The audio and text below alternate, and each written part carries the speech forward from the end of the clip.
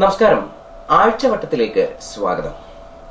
School യുവജനോത്സവങ്ങളിൽ പ്രസംഗ മത്സരത്തിൽ പങ്കെടുക്കുന്ന LP കുട്ടികളെ നമ്മൾ കണ്ടിട്ടുണ്ട്. അവർ കാണാതെ പഠിച്ചത് ചുമ്മാതെ പാടും. നന്നായി മനപ്പാഠം പറയുന്നവർക്ക് സമ്മാനം. അത്തരമൊരു പ്രസംഗമാണ് ഇന്ന് ആദ്യം.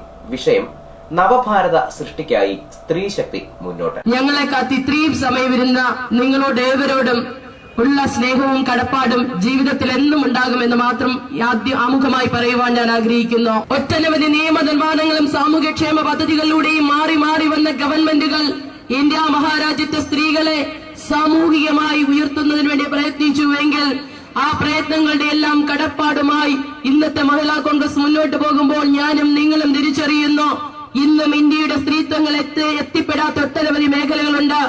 നിയമങ്ങൾ നിർമ്മിക്കുന്നിടത്ത് സ്ത്രീ ശബ്ദം കുറവാണ്. നീതി നിർവഹണ രംഗത്ത് സ്ത്രീ പ്രാതിനിധ്യം കുറവാണ്. ഈ രാജ്യത്തിന്റെ സർവതോമുഖമായ പുരോഗതിക്ക് പകുതി ആകാശത്തിന്റെയും പകുതി ഭൂമിയുടെയും ഉടമകളായ സ്ത്രീകൾക്ക് കൂടി ഉത്തരവാദിത്വവും സ്ത്രീകൾക്ക് കൂടി അവകാശവും ഉണ്ടെന്ന് ഓർമ്മപ്പെടുത്തലുമായി മുന്നോട്ട് പോകുമ്പോൾ കേരളത്തിലെ മഹിളാ കോൺഗ്രസിന് പൂർണ്ണ പിന്തുണയുമായി കേരളത്തിലെ പാർട്ടിയും അതുപോലെ തന്നെ പൊതുസമൂഹവും ഉണ്ട് എന്ന് ഞങ്ങൾ തിരിച്ചറിഞ്ഞ ഏറ്റവും വലിയ ഒരു ഉദ്യമമാണ് സ്ത്രീ മുന്നേറ്റ യാത്ര. കടന്നു വന്ന വഴികളിലൊക്കെ തന്നെ പൊതുസമൂഹത്തിന്റെ അളവറ്റ സ്നേഹാദരവുകൾ ഞങ്ങൾക്കുണ്ടായുമ്പോൾ നാളുകളിൽ ഇനിയും നമുക്ക് ഈ നാട്ടിൽ ജനിക്കാനിരിക്കുന്ന പെൺമക്കൾക്കടക്കം ഈ രാജ്യത്തിന്റെ തുല്യമായ പങ്കാളിത്തം ഉണ്ടാകണമെന്ന പ്രാർത്ഥനയോടുകൂടി ഞങ്ങൾ മുന്നോട്ട് പോകുമ്പോൾ ബഹുമാന്യനായ ജില്ലാ കോൺഗ്രസ് കമ്മിറ്റി അധ്യക്ഷൻ സൂചിപ്പിച്ചതുപോലെ ചില പ്രതിരോധങ്ങൾ, ചില പ്രതിസന്ധികൾ ഉണ്ടായി എങ്കിലും കൈക്കുഞ്ഞുമായി കാരാഗൃഹത്തിലേക്ക് ചങ്കൂറ്റത്തോടെ നടന്നുപോയ ശ്രീമതി AB കുട്ടിമാളു അമ്മയുടെയും സർ CP-യുടെ പട്ടാളത്തിന്റെ മുന്നിൽ തലകുനിക്കാതെ നിർഭയയായി തന്റെ ഇടത്തോടെ കേരളത്തിലെ ധീരദേശാഭിമാനികളെ നയിച്ച അക്കാമ ചെറിയാനെയും പോലെയുള്ളവരുടെ ത്യാഗനിർഭരമായ പ്രവർത്തനങ്ങളിലൂടെ ഊർജവുമായി പോകുന്ന നമ്മളെ സംബന്ധിച്ചിടത്തോളം പ്രതിസന്ധികൾ തളരുവാനുള്ളതല്ല, അതിജീവിക്കുവാനുള്ളതാണെന്ന് കേരളത്തിലെ മഹിളാ കോൺഗ്രസ് തിരിച്ചറിയുന്നു. പ്രസംഗം അസലായി എന്ന് പറയാൻ പ്രത്യേകം ആളെ ഏർപ്പാടാക്കിയിട്ടുണ്ട്. എന്റെ മകനായതുകൊണ്ട് പറയുകയല്ല, അവൻ മിടുക്കനാണ് എന്ന് ചില അച്ഛനമ്മമാർ പറയും പോലെ പ്രസംഗകയെ പുകഴ്ത്തി പറയാൻ ഉത്തരവാദിത്തപ്പെട്ട ചിലരുണ്ട്. മഹത്തായ വനിതാ നേതാക്കന്മാർ നമുക്കുണ്ട്. ആദ്യമായി നമ്മൾ ഓർക്കുന്നത് ഗാന്ധിജിയുടെ പ്രിയപത്നി കഴിഞ്ഞാൽ നമ്മൾ ഓർക്കുന്നത് ജവഹർലാൽ നെഹ്റുവിന്റെ പ്രിയപത്നി. അതേപോലെ തന്നെയുള്ള മഹിളാരത്നങ്ങൾ ഇന്ദിരാഗാന്ധി, അനസൂയബെൻ സാരാഭായി, കസ്തൂർബാ ഗാന്ധിയും കമലാ നെഹ്റുവും അനസൂയബെൻ സാരാഭായും സ്വന്തമായ ഒരു മുതലാളിയായിട്ടും സ്വന്തം പിതാവിനെതിരെ സമരം നയിച്ച അനസൂയബെൻ സാരാഭായി. അങ്ങനെയുള്ള മഹിളകളുടെ പാരമ്പര്യം ഇന്ന് നമ്മുടെ ബിന്ദുവിലെത്തിയിരിക്കുകയാണ്. ഈ ജാഥ സമാപിക്കുമ്പോൾ നവഭാരതം സൃഷ്ടിക്കപ്പെടും, സ്ത്രീശക്തി മുന്നേറുകയും ചെയ്യും. ഇല്ലെങ്കിൽ അങ്ങനെ സംഭവിച്ചതായി തമ്പാൻ പ്രഖ്യാപിക്കും. എല്ലാവരും വിശ്വസിച്ചുകൊള്ളണം. നിങ്ങൾ ഈ ജാഥയുമായി കൊല്ലത്തെത്തുന്നതിന് മുമ്പ് തന്നെ ഇന്ത്യയിലെ സ്ത്രീകൾക്ക് ഇന്ത്യ ഗവൺമെന്റിന്റെ സമ്മാനമായി കഴിഞ്ഞ ദിവസം പ്രഖ്യാപിച്ച ബഡ്ജറ്റിൽ സ്ത്രീകളുടെ സുരക്ഷയ്ക്കും അവരുടെ സർവോന്നതമായ വികസനത്തിനും വേണ്ടിയുള്ള നിർഭയ പദ്ധതിയിൽ 1000 കോടി രൂപയാണ് കേന്ദ്ര സർക്കാർ നീക്കിവച്ചിരിക്കുന്നത്. 1000 കോടി രൂപ. 1000 കോടിക്ക് പറ്റുന്ന കൈയടി. നമ്മളെ പീതാപൂർ പറഞ്ഞ പോലെ ആണുങ്ങൾക്ക് കൈയടിക്കാൻ അറിയത്തില്ല, പെണ്ണുങ്ങളെങ്കിലും ഒന്ന് കൈയടിക്കും നോക്കട്ടെ. അപ്പൊ എന്തായാലും 1000 കോടി രൂപ നീക്കിവച്ചിരിക്കുകയാണ്. 1 കിലോ അരിക്ക് 40 രൂപയും ഒരു ഗ്യാസ് സിലിണ്ടറിന് 1300 രൂപയും വിലയുള്ള ഇന്ത്യയിൽ 1000 കോടി ഒരു വലിയ സംഭവമാണോ? പക്ഷെ കയ്യടി ചോദിച്ചു വാങ്ങുന്നത് ഒരു വലിയ സംഭവമാണ്. അതിന് തൊലിക്കെട്ടി മാത്രം മതി. അതോടൊപ്പം നമ്മളെ ചേച്ചിമാർക്ക്, ചെറുപ്പക്കാരിക്കല്ല, ചേച്ചിമാർക്ക്, നമ്മളെ തൊഴിലുറപ്പ് ചേച്ചിമാരുടെ ദിനംതോറുമുള്ള വേതനം ഏപ്രിൽ 1 മുതൽ 180 രൂപയിൽ നിന്നും 212 രൂപയായി വർദ്ധിപ്പിച്ചിരിക്കുന്നു. നമ്മൾ പോലും ഇത്രയും പ്രതീക്ഷിച്ചില്ല. ഇത്ര പെട്ടെന്ന് ഒരു തെരഞ്ഞെടുപ്പിന് ശേഷം മറ്റോ പ്രഖ്യാപിക്കുമെന്ന് ധരിച്ചതാണ്. പക്ഷേ ധൈര്യപൂർവ്വം നമ്മുടെ കേന്ദ്ര സർക്കാർ അതിനുവേണ്ടിയുള്ള ഉത്തരവ് പുറത്തിറക്കിയിരിക്കുന്നു. തെരഞ്ഞെടുപ്പിന് ശേഷം പ്രഖ്യാപിക്കും എന്ന് കരുതാൻ ന്യായമില്ലല്ലോ. വോട്ട് ലക്ഷ്യം വെച്ചുള്ള ഇത്തരം പ്രഖ്യാപനങ്ങൾ തെരഞ്ഞെടുപ്പിന് തൊട്ടു മുമ്പല്ല നടത്താറുള്ളൂ. പിന്നെ തെരഞ്ഞെടുപ്പിന് ശേഷം പ്രഖ്യാപനം നടത്താൻ ഭാഗ്യമുണ്ടാകുമോ അതോ വീട്ടിൽ നിന്ന് ചൊറികുത്തുമോ എന്ന് ഇപ്പോൾ പറയാനുമാവില്ലല്ലോ. ഭക്ഷ്യസുരക്ഷാ പദ്ധതിക്ക് വേണ്ടി 1 ലക്ഷം കോടി രൂപ നീക്കിവച്ചിരിക്കുന്നു. ഭക്ഷ്യസുരക്ഷാ പദ്ധതിക്ക് 1 ലക്ഷം കോടി. കർഷകരെ പുതപ്പിച്ചു കിടത്താൻ അത്രയും കോടികൾ വേണ്ടിവരില്ല. അതേപോലെ 35,000 കോടി രൂപയാണ് ഓയിൽ പൂൾ കമ്പി നികത്തുന്നതിന് വേണ്ടിയുള്ള സബ്സിഡിയായിട്ട് അനുവദിച്ചിരിക്കുന്നു.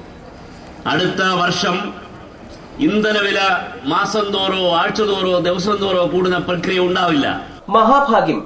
ഇന്ധനവില മാസം തോറും ആഴ്ച തോറും ദിവസം തോറും കൂടുന്നുണ്ടെന്ന് കോൺഗ്രസ് സമ്മതിച്ചല്ലോ. പരമാവധി ഒരു 6 മാസത്തിലൊരിക്കൽ അന്തർദേശീയ കമ്പോളത്തിലെ വ്യതിയാനത്തിന്റെ ഒരു ചെറിയ പ്രതിഫലനം ഉണ്ടാകും. ബാക്കി മുഴുവൻ ഇപ്പോൾ 18,000 കോടി രൂപ കൊടുത്തെടുത്താണ് 35,000 കോടിയായിട്ട് വർദ്ധിപ്പിച്ചിരിക്കുന്നത്. അപ്പോഴും ഇന്ധനവില വർധനവ് നിർണ്ണയിക്കാനുള്ള അധികാരം എണ്ണ കമ്പനികൾക്ക് തന്നെ. അതിൽ മാറ്റമൊന്നുമില്ലല്ലോ. സാധനവില വർധനവ് നിയന്ത്രിക്കുന്നതിൽ UPA എന്തു ചെയ്യാനാണ് ഉദ്ദേശിക്കുന്നത്? വിലക്കയറ്റം രൂക്ഷമാകുന്ന സന്ദർഭങ്ങളിലെല്ലാം ഗവൺമെന്റ് പറയുന്ന ഒരു പല്ലവിയുണ്ട്, അത് ആഗോള പ്രതിഭാസമാണ് എന്ന്. എന്നാൽ ഇന്നത്തെ വിലക്കയറ്റത്തിന് ഒരു നീതീകരണവും കാണാൻ കഴിയാത്ത അവസ്ഥയിലുള്ളതാണ്. അത് നിരന്തരം അങ്ങ് കൂടുകയാണ്. ഒരു നിയന്ത്രണവും ഏർപ്പെടുത്താൻ ഗവൺമെന്റിന് കഴിയുന്നില്ല. അങ്ങനെ പുരോഗമന സർക്കാരിന്റെ പുരോഗതിയിലേക്ക് 3ാം UPA സർക്കാരിന് നേതൃത്വം നൽകുവാൻ രംഗത്ത് നമ്മെ നയിക്കുന്നത് നമ്മുടെ സർവ്വസൈന്യാധിപൻ, നിങ്ങൾക്കറിയാം, ശ്രീ രാഹുൽ ഗാന്ധിയാണ്. വിലക്കയറ്റത്തിന്റെ കാര്യത്തിലാണ് പുരോഗതി.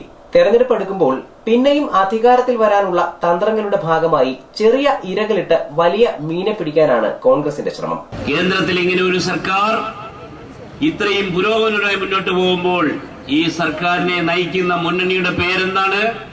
United progressive alliance. വാക്കുകളിൽ പറഞ്ഞ പുരോഗതി പ്രവൃത്തിയിൽ കാണിച്ച ആദ്യത്തെ സർക്കാരാണ്. ഇപ്പോൾ UPAയുടെ 2ാം ഗവൺമെന്റ് ആണല്ലോ ഇത്.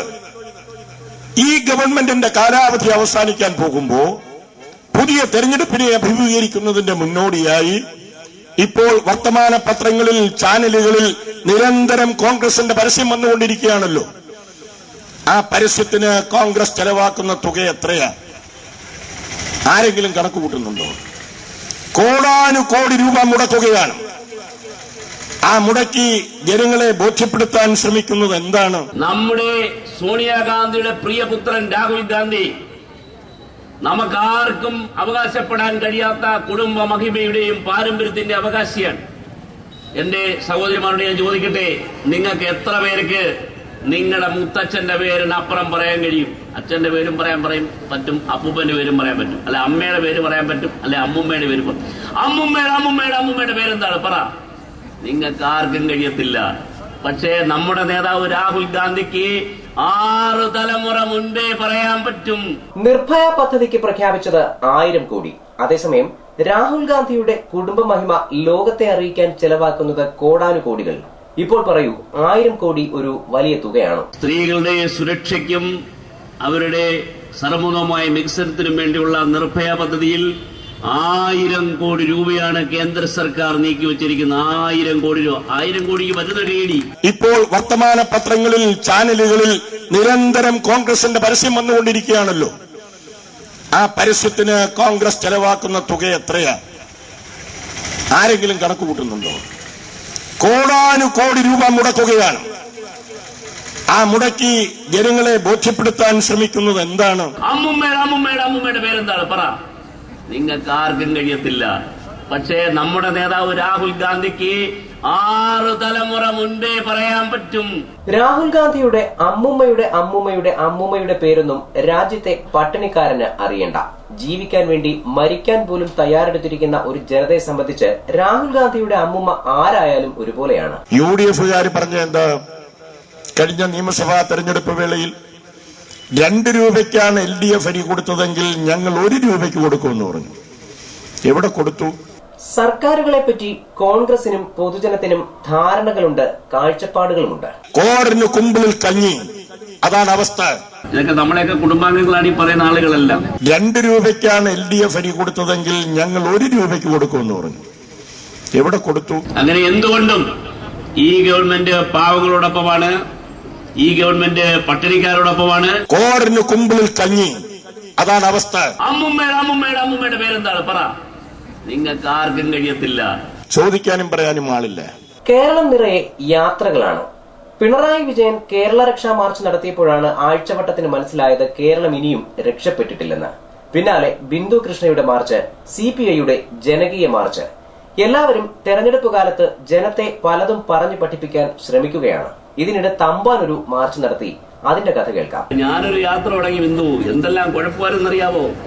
ആദ്യത്തെ ദിവസം ഞാൻ റോഡിൽ നെടുമ്പാടടിച്ച് വീണു, നെറ്റിയിടിച്ച് വീണു. എന്റെ ഇവിടെ കരുവാടിച്ച് കിടക്കുകയാണ്. മുട്ട കാലെല്ലാം മുറിഞ്ഞ് ഇതുവരെ ഉണങ്ങിയിട്ടില്ല. രണ്ടാമത്തെ ദിവസം ഞാൻ ഇരിക്കാൻ നേരത്തെ എന്റെ കസേര വലിച്ചു കളഞ്ഞ് ഞാൻ മൂടിടിച്ച് താഴെ വീഴാൻ പോയി. സേവാദാരം പിടിച്ചോണ്ട് മൂടിടിച്ചില്ല.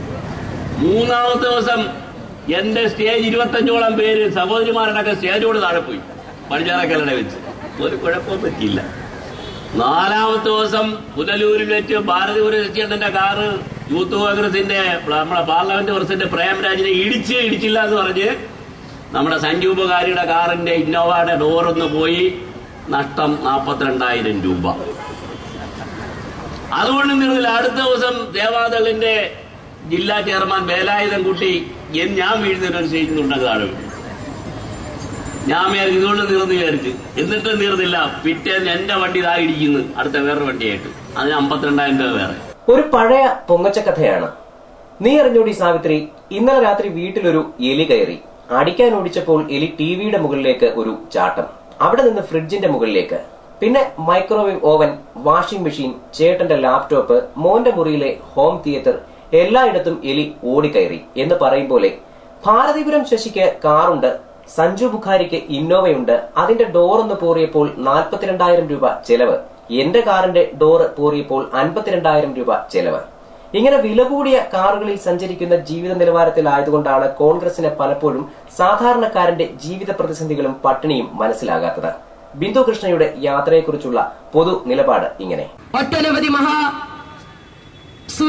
പൂർവ്വസൂരികളായ നമ്മുടെ അമ്മമാരുടെയും സഹോദരിമാരുടെയും ത്യാഗനിർഭരമായ പ്രവർത്തനങ്ങളുടെ ഇന്നലകളിലൂടെ കിട്ടിയ ഊർജത്തിന്റെ കരുത്തുമായാണ് ഇന്നത്തെ മഹിളാ കോൺഗ്രസ് പ്രവർത്തിക്കുന്നത്. നിങ്ങളെല്ലാവരും ഈ ജാഥയുടെ വിജയത്തിന് വേണ്ടി നടത്തിയ പ്രവർത്തനങ്ങൾ വളരെ അഭിമാനാർഹമാണ്, അസൂയാവഹമാണ്. ഇത് കണ്ട ആണുങ്ങൾ പഠിക്കട്ടെ. നീണ്ട യാത്രക്കിടെ ആണൊരുത്തിനെ ബിന്ദുകൃഷ്ണ ചിലത് പഠിപ്പിച്ചത് വലിയ വിഷയമായി.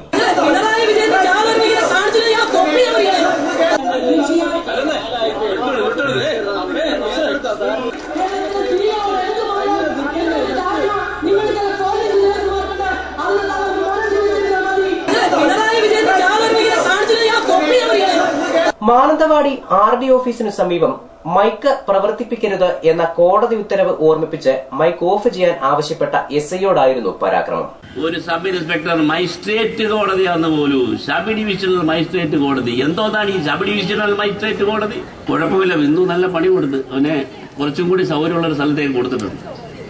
മാനന്തവാടിന്ന് കൽപ്പറ്റ, മാനന്തവാടിയിലെ കൽപ്പറ്റയ്ക്ക് സ്ഥലം ഞാൻ ബിന്ദു തന്നെ കൊടുത്തത്. ബിന്ദുവിന്റെ കഴിവിനെ ഈ കേരളം അംഗീകരിച്ചിരിക്കുന്നു. കൊല്ലം ജില്ലാ കോൺഗ്രസ് കമ്മിറ്റിയുടെ പ്രത്യേക അഭിനന്ദനങ്ങൾ. നിയമം നടപ്പാക്കാനെത്തിയ ഒരു പോലീസ് ഉദ്യോഗസ്ഥനെ പരസ്യമായി ഭീഷണിപ്പെടുത്തുകയും സ്ഥലം മാറ്റുകയും ചെയ്തതിനാണ് ബിന്ദുവിന് അഭിനന്ദനങ്ങൾ. അത് ഉളുപ്പില്ലാതെ പറയുകയും ചെയ്യുന്നു. മാനന്തവാടിയിലെ കൽപ്പറ്റയ്ക്ക് സ്ഥലം ഞാൻ ബിന്ദു തന്നെ കൊടുത്തത്. ബിന്ദുവിന്റെ കഴിവിനെ ഈ കേരളം അംഗീകരിച്ചിരിക്കുന്നു. പരസ്യമായ നിയമലംഘനം, അതിന് ന്യായീകരണവും പ്രോത്സാഹനവും. സബ് ഡിവിഷണൽ മജിസ്ട്രേറ്റ് കോടതിക്ക് മുന്നിൽ മൈക്ക് ഉപയോഗിക്കരുത് എന്ന് കോടതി ഉത്തരവുണ്ടെങ്കിൽ അത് പിണറായി വിജയനും ബിന്ദു കൃഷ്ണയ്ക്കും ഒരുപോലെ തന്നെയാണ്, സംശയം വേണ്ട. ബിന്ദു ചോദിച്ചത് എന്താണ് തെറ്റ്? പിണറായി വിജയന്റെ യോഗം നടന്നിരുന്നെങ്കിൽ സബ് ഇൻസ്പെക്ടറുടെ നാവ് പൊങ്ങുമോ എന്ന് ചോദിച്ചാൽ അക്ഷരാർത്ഥത്തിൽ അത് ശരിയാണ്. തമ്പാൻ ഇപ്പറഞ്ഞത് ശരിയാണ്. അത് പക്ഷെ ബിന്ദു കൃഷ്ണ നിയമം പാലിച്ചിരുന്നുവെങ്കിൽ, മൈക്ക് ഓഫ് ചെയ്ത് നിയമം പാലിക്കാൻ നിയമപാലകൻ ആവശ്യപ്പെടുമ്പോൾ അയാളെ ഭീഷണിപ്പെടുത്തുകയും സ്ഥലം മാറ്റുകയും ചെയ്യുന്നത് ജനങ്ങൾക്ക് എന്തു സന്ദേശമാണ് നൽകുക? പിണറായി വിജയന്റെ യോഗം നടന്നിരുന്നെങ്കിൽ സബ് ഇൻസ്പെക്ടറുടെ നാവ് പൊങ്ങുമോ എന്ന് ചോദിച്ചാൽ അക്ഷരാർത്ഥത്തിൽ അത് ശരിയാണ്. പിണറായി വിജയന്റെ യോഗം നടന്നിരുന്നുവെങ്കിൽ, മോഡിയുടെ യോഗം നടന്നിരുന്നുവെങ്കിൽ എന്നൊക്കെ പറയുന്നത് ബാലിശമാണ്. ഇതുവരെ നടന്നിട്ടില്ലാത്ത ഒരു കാര്യം ഇനി നടന്നാൽ നിങ്ങൾ അങ്ങനെ ചെയ്യുമോ എന്നാണ് ചോദ്യം. പിണറായി വിജയന്റെ യോഗം നടന്നിരുന്നെങ്കിൽ സബ് ഇൻസ്പെക്ടറുടെ നാവ് പൊങ്ങുമോ എന്ന് ചോദിച്ചാൽ അക്ഷരാർത്ഥത്തിൽ അത് ശരിയാണ്. നിരോധനമുള്ള സ്ഥലത്ത് മൈക്ക് ഉപയോഗിച്ചത് തെറ്റായിപ്പോയി എന്ന് ആദ്യം അംഗീകരിക്കുക. അതാണ് ശരിയായ നിയമപാലനം. അത് ചൂണ്ടിക്കാട്ടിയ SIയെ അഭിനന്ദിക്കുകയായിരുന്നു നിയമത്തോട് ബഹുമാനമുണ്ടായിരുന്നുവെങ്കിൽ ബിന്ദു കൃഷ്ണ ചെയ്യേണ്ടിയിരുന്നത്. പിന്നീട് നിരോധിത മേഖലയിൽ പിണറായി വിജയൻ മൈക്ക് ഉപയോഗിക്കുകയും പോലീസ് അതിനെതിരെ നടപടി എടുക്കാതിരിക്കുകയും ചെയ്യുന്ന സാഹചര്യത്തിലായിരുന്നു ബിന്ദു കൃഷ്ണ ഇക്കാര്യം ചൂണ്ടിക്കാട്ടേണ്ടിയിരുന്നത്. മാർക്സിസ്റ്റ് പാർട്ടിക്ക് എന്തും ചെയ്യാം, തേക്കും തടിക്കും തമ്മാടിക്കും എവിടെ കിടക്കാന്ന് പറഞ്ഞ പോലെ കോൺഗ്രസ് പാർട്ടിക്കാരോ കോൺഗ്രസ് നേതാക്കന്മാരോ എന്ത് ചെയ്താലും. നിരോധിത മേഖലയിൽ മൈക്ക് ഉപയോഗിക്കുക എന്ന തെറ്റ് മാർക്സിസ്റ്റുകാരും ചെയ്യാൻ സാധ്യതയുണ്ട്, അതുകൊണ്ട് ഞങ്ങളും ചെയ്യും എന്ന നിലപാട് നിയമപാലനമല്ല, നിഷേധമാണ്. ഈ രാജ്യത്തെ നിയമം എല്ലാവർക്കും ഒരേപോലെ വേണമെന്നൊരു സഹോദരി പറഞ്ഞാൽ അത് പറഞ്ഞത് സഹോദരിയായതുകൊണ്ട് അതിനെ തെറ്റായി വ്യാഖ്യാനിക്കുന്ന മാധ്യമങ്ങളോട് എനിക്ക് സഹതാപമാണുള്ളത്. നിയമം നടപ്പാക്കാൻ ശ്രമിച്ച ഒരു പോലീസ് ഉദ്യോഗസ്ഥനെ പരസ്യമായി ഭീഷണിപ്പെടുത്തുകയും സ്ഥലം മാറ്റിക്കുകയും ചെയ്ത ഒരു നേതാവിനോട് എന്ത് വികാരമാണ് തോന്നേണ്ടത്? സഹതാപമോ പുച്ഛമോ? അതിനെ പ്രോത്സാഹിപ്പിക്കുന്ന നേതാവിനോട് ജനത്തിന് എന്താണ് തോന്നേണ്ടത്? അതും ജനം തന്നെ തീരുമാനിക്കട്ടെ.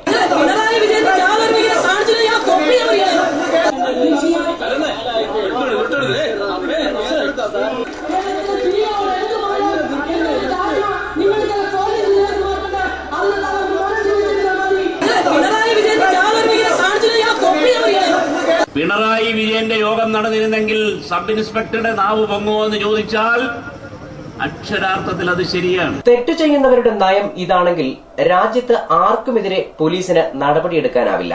ഓരോ കള്ളനും പോലീസിനോട് പറയും മറ്റേ കള്ളനെ പിടിച്ചിട്ട് വരാൻ. മജിസ്ട്രേറ്റ് കോടതിയാന്ന് പോലും സബ് ഡിവിഷണൽ മജിസ്ട്രേറ്റ് കോടതി. എന്തോന്നാണ് ഈ സബ് ഡിവിഷണൽ മജിസ്ട്രേറ്റ് കോടതി? ഈ നിലപാട് പൊതുജനവും സ്വീകരിച്ചാൽ നാടിന്റെ അവസ്ഥ വളരെ കഷ്ടമാകും.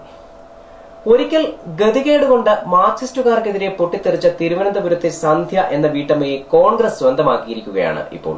സന്ധ്യയും ബിന്ദുവും എനിക്കിപ്പോൾ ഒരുപോലെയാണ്. ആരാണ് സന്ധ്യ? ഇപ്പോഴത്തെ ഈ സന്ധ്യ അല്ല, നമ്മളെ തിരുവനന്തപുരത്ത് സന്ധ്യ അല്ലേ? രണ്ട് ചോദ്യം, ഒറ്റ മിനിറ്റ്. മാർക്സിസ്റ്റ് പാർട്ടി അവന്റെ സമരവും കൂടും കുടിക്കെടുത്ത് പോയില്ലേ? ഇവിടെയാണ് LDFന്റെ ചില സമരങ്ങളെക്കുറിച്ചുള്ള ഒരു ചോദ്യത്തിന്റെ പ്രസക്തി. സമരങ്ങൾ വല്ലതും ക്ലച്ച് പിടിച്ചോ എന്നാണ് ചോദിക്കുന്നത്. സമരം ക്ലച്ച് പിടിക്കണമെങ്കിൽ, സമരം വിജയിക്കണമെങ്കിൽ സമരം ആർക്കു നേരെ നടത്തുന്നു, ആർക്കെതിരെ ആക്ഷേപം ഉന്നയിക്കുന്നു, അവർക്ക് അഭിമാനബോധമുണ്ടാവണം. ഉമ്മൻചാണ്ടിയുടെ കാര്യത്തിൽ അതുണ്ടോ? അദ്ദേഹം വളരെ പച്ചയായി ജനങ്ങളോട് പറഞ്ഞു, എത്ര അപമാനം സഹിച്ചിട്ടായാലും ഞാൻ ഈ കസേര വിട്ടുപോകില്ല. അങ്ങനെ പറയുന്ന ഒരു മുഖ്യമന്ത്രിയോട് ജനാധിപത്യപരമായ മാർഗങ്ങളിലൂടെ നടത്തുന്ന സമരങ്ങൾക്ക് എന്ത് വില കൽപ്പിക്കാൻ കഴിയും? ഒരു പരിധിവരെ മാത്രം ഈ ഉത്തരം പൊളിച്ചുകെട്ടിയ സമരങ്ങളെ നീതീകരിക്കുന്നു. ആർക്കെതിരെ സമരം നടക്കുന്നുവോ അയാളുടെ അഭിമാനബോധം ജനാധിപത്യപരമായ സമരങ്ങളുടെ വിജയത്തിൽ ഒരു പ്രധാന ഘടകമാണ്. ഉമ്മൻചാണ്ടി എത്രയെത്ര ആക്ഷേപങ്ങൾക്ക് വിധേയനായി. അദ്ദേഹത്തിന്റെ ഓഫീസ് അതൊരു മുഖ്യമന്ത്രിയുടെ ഓഫീസാണോ? സദാചാര മൂല്യങ്ങൾക്ക് വില കൽപ്പിക്കുന്നവന് കടന്നു ചെല്ലാൻ കഴിയുന്ന സ്ഥലമാണോ ഈ മുഖ്യമന്ത്രിയുടെ ഓഫീസ്? അവിടെ അഭിസാരികന്മാർ കയറിയിറങ്ങുകയായിരുന്നു ഇടക്കാലത്ത്. ഈ ഗവൺമെന്റ് സ്ത്രീകളോടൊപ്പമാണ്. ഈ കേരളത്തിൽ ഒരു ഗവൺമെന്റ് ഉണ്ടോ? ഈ കേരളത്തിൽ ഒരു മുഖ്യമന്ത്രി ഉണ്ടോ? എന്താണ് ഇത്ര നാറിയ ഒരവസ്ഥ ഈ കേരളത്തിൽ മുമ്പ് എപ്പോഴെങ്കിലും ഉണ്ടായിട്ടുണ്ടോ? കേരളത്തിലെ മുഖ്യമന്ത്രിക്കെതിരായി നടന്നിട്ടുള്ള ദീർഘമായ സമരങ്ങൾ, നടന്നുകൊണ്ടിരിക്കുന്ന സമരങ്ങൾ, ആ സമരങ്ങളിലെല്ലാം ഉയർന്ന ആരോപണങ്ങൾ ഇന്നലെകളിൽ ഏതെങ്കിലും ഒരു മുഖ്യമന്ത്രിക്കെതിരെ ഉയർന്നു കേട്ടിട്ടുള്ളതാണ്. നമ്മൾ പോലും ഇത്രയും പ്രതീക്ഷിച്ചില്ല. UDFന്റേതാകട്ടെ, LDFന്റേതാകട്ടെ, കോൺഗ്രസിന്റേതാകട്ടെ, കമ്മ്യൂണിസ്റ്റിന്റെ ആകട്ടെ, കേരളം ഭരിച്ച ഏതെങ്കിലും മുഖ്യമന്ത്രിമാർക്കെതിരെ പലതരത്തിലുള്ള വിമർശനങ്ങൾ ഉണ്ടായിട്ടുണ്ട്. പക്ഷേ ഒരു മുഖ്യമന്ത്രിയും ഈ കേരളത്തിൽ സാമ്പത്തിക ആരോപണത്തിന് വിധേയനാവുകയോ സാമ്പത്തിക കുറ്റവാളികൾക്ക് സംരക്ഷണം കൊടുക്കുന്നവനാണ് എന്ന് മുദ്രകുത്തപ്പെടുകയോ ചെയ്തിട്ടില്ല ഉമ്മൻചാണ്ടിക്ക് മുമ്പ്. വാക്കുകളിൽ പറഞ്ഞ പുരോഗതി പ്രവൃത്തിയിൽ കാണിച്ച ആദ്യത്തെ സർക്കാരാണ്. കോർപ്പറേറ്റുകളാണ് ഇന്ത്യ ഭരിക്കുന്നതെന്ന് ഡൽഹിയിൽ ആം ആദ്മി ഭരണം തകർന്നപ്പോൾ വ്യക്തമായതാണ്. ഇതിപ്പോൾ ജനം എത്രയോ തവണ ആവർത്തിച്ച് പറഞ്ഞു കഴിഞ്ഞു. കോർപ്പറേറ്റുകളുടെ ബന്ധനത്തിൽ നിന്ന് UPIക്ക് മോചനമില്ല, മൻമോഹൻ സിംഗിന് മോചനമില്ല. അവരിപ്പോൾ ഇവരെ തഴഞ്ഞിട്ട് BJPയെ മാടി വിളിക്കുകയാണ്. കാരണം കോൺഗ്രസ് ദുർബലപ്പെട്ടിരിക്കുന്നു എന്ന് കോർപ്പറേറ്റുകൾക്ക് ബോധ്യമാണ്. കോൺഗ്രസിന് തിരിച്ചുവരവില്ല എന്നുള്ള കാര്യം അവർക്ക് വ്യക്തമാണ്. പകരം BJP അധികാരത്തിൽ വരണമെന്നുള്ളതാണ് അവരാഗ്രഹിക്കുന്നത്. അതിനുവേണ്ടി നരേന്ദ്രമോദിയെ കോടികൾ മുടക്കി പ്രചരണ രംഗത്തേക്ക് ഇറക്കിവിട്ടിരിക്കുകയാണ്. അന്താരാഷ്ട്ര നിലവാരത്തിലുള്ള ഇവന്റ് മാനേജ്മെന്റാണ് നരേന്ദ്രമോദിയുടെ തെരഞ്ഞെടുപ്പ് പ്രചരണങ്ങളുടെ പിന്നിൽ പ്രവർത്തിച്ചുകൊണ്ടിരിക്കുന്നത്. ബിജെപിയെ അധികാരത്തിൽ കൊണ്ടുവന്ന കോർപ്പറേറ്റ് താൽപര്യങ്ങൾ സംരക്ഷിക്കാൻ നിലനിർത്താൻ ശ്രമിക്കുമ്പോൾ ഈ രാജ്യം നേരിടാൻ പോകുന്നത് രാജ്യത്തിന്റെ നിലനിൽപ്പും നമ്മുടെ അഖണ്ഡതയെയും ചോദ്യം ചെയ്യുന്ന അവസ്ഥയായിരിക്കും. പണമുള്ളവന്റെ കയ്യിലാണ് ഭരണം. പണമുള്ളവനെ സഹായിക്കുന്നവനെ അധികാരത്തിലെത്തിക്കുന്ന ഒരായുധമായി തെരഞ്ഞെടുപ്പ് സംവിധാനം മാറിക്കഴിഞ്ഞുവെന്ന് ജനം വിശ്വസിക്കുന്നു.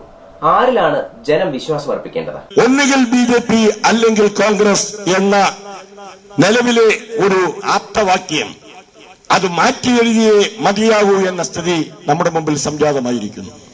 രാജ്യത്തിന്റെ നിലനിൽപ്പിന്, സാധാരണക്കാരന്റെ ജീവിത പുരോഗതിക്ക്, ഈ രാജ്യത്തിന്റെ അഖണ്ഡതയ്ക്ക്, നമ്മുടെ മതേതരത്വം കാത്തു സൂക്ഷിക്കാൻ, എല്ലാ മതവിഭാഗങ്ങളിലും പെട്ടവർക്ക് സ്വൈര്യ ജീവിതം ഉറപ്പുവരുത്താൻ ഈ രാജ്യത്ത് ഇവരുടെ രണ്ടുപേരുടേതുമല്ലാത്ത ഒരു പുതിയ ഭരണ സംവിധാനം ഉണ്ടാവണം. ഇപ്പറഞ്ഞതൊക്കെ ശരിയാണെങ്കിൽ ഒരു പുതിയ രാഷ്ട്രീയ പാർട്ടി ഇനി ഉദയം കൊള്ളേണ്ടിയിരിക്കുന്നു. ഓരോ കാലഘട്ടത്തിലും സാഹചര്യങ്ങളുടെ ആവശ്യമനുസരിച്ചാണ് കോൺഗ്രസും ഇടതുപക്ഷവുമൊക്കെ ഉണ്ടായത്. ഇപ്പോൾ സാധാരണക്കാരനെ നന്നായി സംരക്ഷിക്കുന്ന ഒരു പാർട്ടിയെ ജനം കാത്തിരിക്കുകയാണ്. അതൊരു വസ്തുതയാണ്. അത് ആം ആദ്മി ആയിക്കൊള്ളട്ടെ, അല്ലെങ്കിൽ ഒരു പുതിയ പ്രസ്ഥാനം ആയിക്കൊള്ളട്ടെ. ഇനി കൊല്ലം MP N പീതാംബരക്കുറുപ്പിന്റെ ഒരു പഴയ വീരസാഹസിക പ്രകടനത്തിനെതിരെ വൈകി പ്രതികരിക്കുകയാണ് പുനലൂർ MLA. ശ്വേതാ മേനോൻ അടക്കമുള്ള അവിടെ വരുന്ന ആളുകൾക്ക് സ്വാഗതം പറയുന്നത് കുറുപ്പിന് എന്ത് കാര്യം? കുറുപ്പ് ഈ രാജ്യത്തെ പാർലമെന്റ് മെമ്പറാണ്. പീതാംബരക്കുറുപ്പ് എന്ന് പറയുന്നത് ലക്ഷങ്ങളുടെ പ്രതിനിധിയായി പാർലമെന്റിനെ പ്രതികരിക്കുന്ന ഈ കൊല്ലം മണ്ഡലത്തെ പ്രതികരിക്കുന്ന ആളാണ്. ശ്വേതാ മേനോനും കളക്ടറും എല്ലാം കുറുപ്പിനെ പോയി സ്വീകരിച്ചുകൊണ്ട് വരേണ്ടതല്ലേ? കുറുപ്പിനടക്കം സ്വാഗതം പറയേണ്ടതല്ലേ? അതല്ലേ രാജ്യത്ത് നിലവിലിരിക്കുന്ന പ്രോട്ടോക്കോള്? അതല്ലേ മാന്യത? അതല്ലേ പദവിക്ക് തുല്യമായിട്ടുള്ള കാര്യം? എന്നാൽ അവിടെ നേരെ തിരിച്ചാണ്. അദ്ദേഹമാണ് സ്വാഗതങ്ങൾ പറയുന്നത്. അദ്ദേഹമാണ് സ്വാഗതം പറയുന്നത്. സ്വാഗതം പറഞ്ഞു. അത് കഴിഞ്ഞപ്പോഴുണ്ട് പറഞ്ഞുകൊണ്ട് നിൽക്കുമ്പോഴാണെന്ന് തോന്നുന്നു ശ്വേതാ മേനോനെ കുറിച്ച് യാതൊന്നും പറയണ്ടല്ലോ, നിങ്ങൾക്ക് എല്ലാം അറിയാമല്ലോ. വരുന്നു. ആ മൈക്കും മറ്റ് സ്റ്റേജുമെല്ലാം വിട്ട് നമ്മുടെ പീതാംബരക്കുറുപ്പ്, നമ്മുടെ MP ശ്വേതാ മേനോനെ പുനരാനന്ദി ഞാൻ പറയുന്നില്ല, പോയി കണ്ടുടൻ പോയി, സ്റ്റേജ് വിട്ട് ഓടിപ്പോയി. അദ്ദേഹം അതിന് നൽകിയ വിശദീകരണം എന്താണെന്നറിയാം? മറ്റാളുകൾ ആക്രമിക്കാതിരിക്കാൻ. മറ്റാളുകൾ നല്ല ജനക്കൂട്ടമല്ലേ, നല്ല ജനക്കൂട്ടമായിരുന്നുകൊണ്ട് അവർക്ക് ആവശ്യമായിട്ടുള്ള സംരക്ഷണം നൽകാൻ വേണ്ടി ഞാൻ അവിടെ പോയി ആവശ്യമായിട്ടുള്ള സംരക്ഷണം നൽകി. ശ്വേതാ മേനോൻ പറഞ്ഞു, ഞാൻ ആക്രമിക്കപ്പെട്ടു, എന്റെ മാനത്തിന് ഭംഗമുണ്ടായി, ഞാൻ കേസ് കൊടുക്കും, കോടതിയിൽ കേസ് കൊടുക്കും, കളക്ടറോട് പരാതി പറഞ്ഞു. പക്ഷേ ഒരു നടപടിയും കളക്ടർ സ്വീകരിച്ചില്ല. തീർത്ത് പറഞ്ഞു, ഞാൻ ഇതിന്മേൽ കോടതിയിൽ നടപടി സ്വീകരിക്കും, പരാതി അന്വേഷിച്ചേ മതിയാകൂ, എന്റെ മാനം നഷ്ടപ്പെട്ടു. അവസാനം പല രീതിയിലുള്ള ഇടപെടിയിൽ വന്നപ്പോ കുറുപ്പ് നമ്മുടെ ശ്വേതയോട് തന്നെ നേരിട്ട് അഭ്യർത്ഥിച്ചു. അതിലെ അദ്ദേഹത്തിന്റെ വാക്കുകളാണ് ഞാൻ നേരത്തെ പറഞ്ഞത്. സ്പർശനം കൊണ്ടോ ദർശനം കൊണ്ടോ എന്റെ ഭാഗത്ത് നിന്ന് എന്തെങ്കിലും തെറ്റുകൾ ഉണ്ടായിട്ടുണ്ടെങ്കിൽ മാപ്പ് മാപ്പ് മാപ്പ്. ഇങ്ങനെ പറഞ്ഞ ആരാ സഹിക്കാത്ത, ആരാ ക്ഷമിക്കാത്ത? ഇന്ന് പാർലമെന്റ് മെമ്പറായി ഇരിക്കുന്നത് ശ്വേതാ മേനോൻ ഈ അഭ്യർത്ഥനയെ മാനിച്ച് ക്ഷമിച്ചത് കൊണ്ടാണ് അല്ലേ? മാപ്പ് മാപ്പ് മാപ്പ് എന്ന് പറഞ്ഞ് അഭ്യർത്ഥിച്ചാൽ ആരാണ് മാപ്പ് കൊടുക്കാത്തത്? അതുകൊണ്ടല്ലേ. MLA ഇങ്ങനെയാണ്. പല കാര്യങ്ങളിലും വൈകിയാണ് ബോധോദയം ഉണ്ടാകുന്നത്. ശ്വേത സംഭവം കഴിഞ്ഞിട്ട് ഇപ്പോൾ മാസങ്ങളായി. അപ്പോഴാണ് MLAക്ക് തോന്നിയത് MPക്കെതിരെ ഒന്ന് പ്രതികരിച്ചു കളയാമെന്ന്. പുതിയ പത്തനാപുരം താലൂക്ക് രൂപീകരണത്തിന്റെ കാര്യത്തിലും ഇങ്ങനെയായിരുന്നു. പത്തനാപുരത്ത് പുതിയ താലൂക്ക് അനുവദിക്കുന്നതായി പ്രഖ്യാപിച്ച് ആഴ്ചകൾക്ക് ശേഷമാണ് ഔദ്യോഗിക പ്രഖ്യാപനം ഉണ്ടായത്. അപ്പോഴൊന്നും MLA ഒന്നും പറഞ്ഞില്ല. ഒടുവിൽ ഔദ്യോഗിക പ്രഖ്യാപനം കഴിഞ്ഞ് പുനലൂരിലെ താലൂക്ക് ഓഫീസിൽ നിന്ന് കൂടും കുടുക്കയും കമ്പ്യൂട്ടറുമൊക്കെയായി തഹസിൽദാരും സംഘവും പത്തനാപുരത്തേക്ക് പുറപ്പെട്ടപ്പോഴാണ് MLA വിവരമറിഞ്ഞത്. അപ്പോൾ ഓടിയെത്തി പ്രസ്താവനയുമായി ഇത് ദുഃഖകരമായി പോയി എന്ന്. എന്ത് ഫലം? വേണ്ടപ്പോൾ വേണ്ടിടത്ത് കൃത്യമായി പ്രതികരിച്ചാലേ രാഷ്ട്രീയത്തിൽ നിലയും വിലയും വിശ്വാസ്യതയുമൊക്കെ നിലനിർത്താനാവൂ എന്ന് ഓർമ്മിപ്പിക്കുന്നു. പതിവ് പോലെ ഏറെ രാഷ്ട്രീയവുമായി ഇത്തവണയും ആഴ്ചവട്ടം അവസാനിക്കുന്നില്ല. കൂടുതൽ വാർത്തകൾക്കും ദൃശ്യങ്ങൾക്കും www.livevarta.com സന്ദർശിക്കുക. നമസ്കാരം.